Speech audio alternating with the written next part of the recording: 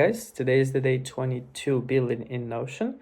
I wanted to cover one interesting thing. Like a year or two ago, I was reading a book about Steve Jobs, and there was interesting story about building the first Mac, the one that has different rainbow colors. So there, Steve Jobs insisted that all internal parts of the computer were built in really neat and organized way. And I think there is something about it because when you build your product internally in a really organized way, I think you understand it better, and then you can build beautiful design outside. So inspired by this, I was working on my monthly focus database as it has a lot of properties connected with different months, also filters and progress bars.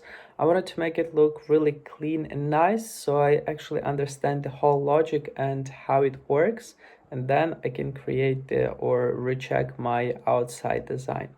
So yeah, this is the point for today. Next will be like cleaning and finishing up the outside design of all the template, all the buttons, all small icons, everything, and we'll share the results with you tomorrow.